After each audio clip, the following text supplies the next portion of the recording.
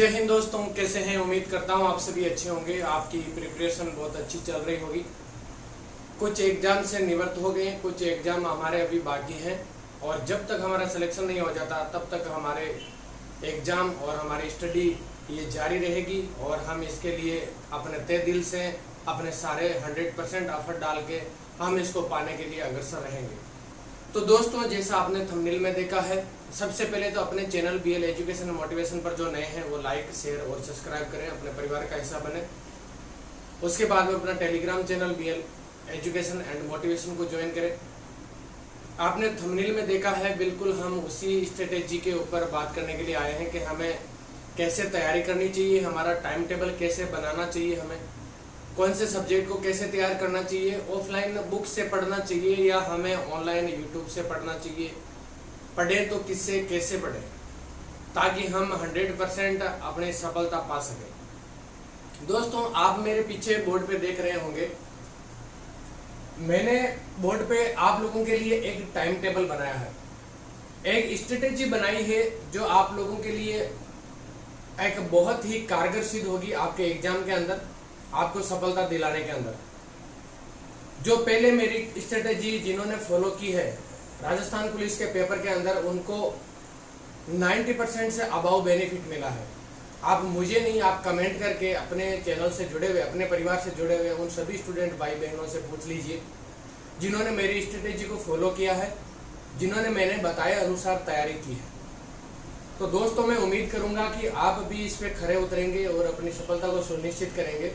सबसे पहले आपको मैं बताना चाहूंगा, हमें कम से कम 10 घंटे का हमारा पढ़ाई का टाइम टेबल बनाना है। 24 घंटे में से 10 घंटे पढ़ाई के लिए निकालना है और ये तब तक निकाल के रखना है जब तक हमारा सिलेक्शन नहीं हो जाता। और 10 घंटे कोई ज्यादा पढ़ाई नहीं होती है अगर पढ़ने वाले एक स्टूडेंट के लिए। भले ही 12 घंटे बैठे, 14 घंटे बैठे, कोई दिक्कत नहीं है, लेकिन आपका जो निष्कर्ष है वो 10 घंटे का निकलना चाहिए। तो उसके अंदर मैंने डिवाइड किया है। अब आप इसके अंदर आप अपने एडजस्टमेंट के अनुसार अपना टाइम टेबल बना लीजिए कि 10 घंटे मुझे कब से कब तक पढ़ना है, कब मुझे लंच ब्रेक करना है, कब मुझे रेस्ट करना है, कब क्या करना है, ये आपके ऊपर डिपेंड करता है। अब मैंने बताया है सबसे पहले हमारे जो सब्जेक्ट है जो हर एग्जाम के अंदर काम में आते हैं और आपको एग्जाम के अंदर सब्जेक्ट वाइज ही तैयारी करनी है, नहीं कि किसी एक पार्टिकुलर एग्जाम की। अगर आप सब्जेक्ट वाइज अगर आप टॉपिक अपना कंसेप्ट क्लियर कर लेंगे तो कोई भी एग्जाम हो आपको दिक्कत नहीं करेगा। सबसे पहले पॉलिटी को आपको 2 घंटे देना है, हिस्ट्री को आपको 2 घंटे देना है, उसके बाद में ज्योग्राफी को 2 घंटे देना है। करंट अफेयर अगर आप डेली पढ़ रहे हैं तो 15 मिनट का करंट अफेयर आपके लिए सफिशिएंट है, इससे ज्यादा आपको टाइम खराब करने की जरूरत नहीं है। इसके बाद में मैथ्स अगर किसी भी एग्जाम में आ रही है तो आपको 1 घंटा मैथ्स को देना है।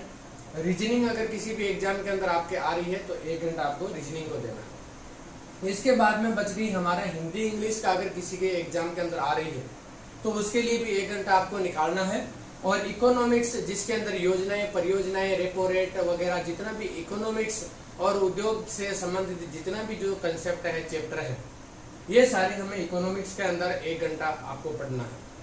अब दोस्तों, बहुत सारे भाई बहनों का ये क्वेश्चन उठ रहा होगा माइंड के अंदर कि सर हमारे तो मैथ्स वगैरह, रीजनिंग, हिंदी इंग्लिश या ऐसे सब्जेक्ट है जो आते ही नहीं है। कोई दिक्कत नहीं है, जिनके इनमें से अगर सब्जेक्ट एग्जाम के अंदर नहीं आते हैं, जिसकी वो तैयारी कर रहे हैं, तो वो उस टाइम को अपने दूसरे सब्जेक्ट के अंदर मैनेज करें। अगर मान लो किसी के मैथ्स नहीं आ रही और ये 1 घंटे का जो टाइम है, तो ये आपका जो सब्जेक्ट इनमें से कमजोर है उसको दे दीजिए। ऐसे करके आपको ये पूरा 10 घंटे अपनी तैयारी करनी है। इसके बाद में आप लोगों को क्या करना है, ये है आपकी मंडे टू सैटरडे, यानी कि सोमवार से शनिवार तक आपको ये स्ट्रेटेजी अपनानी है डेली। इसके बाद में आपको संडे को रिवीजन करना है और रिवीजन करने के बाद में जो भी एक सप्ताह के अंदर आपने पढ़ा है उसका आपको टेस्ट देना है।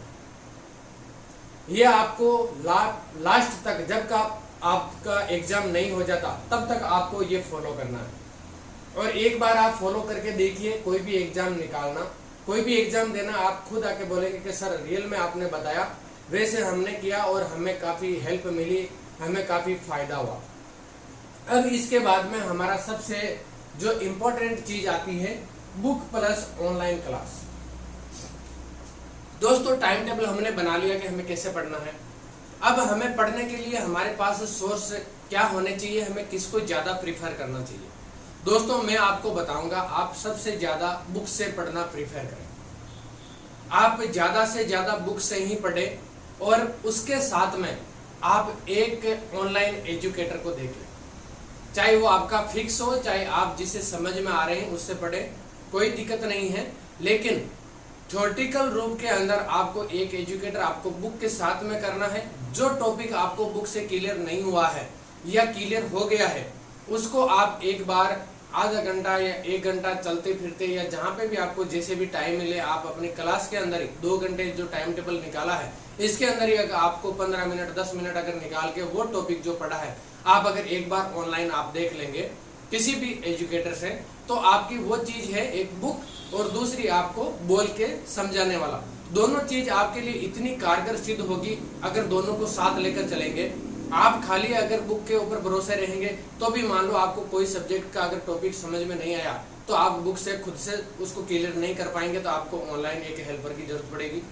अगर आप सोचे कि मैं खाली ऑनलाइन पढ़ूं, मैंने पहले भी बता दिया कि खाली ऑनलाइन के अंदर इतना आपको कोई भी चीज प्रोवाइड नहीं करवाएंगे और न इतने प्रोवाइड होती है कि आप वहां से खाली ऑनलाइन पढ़ के आप नौकरी ले सकें।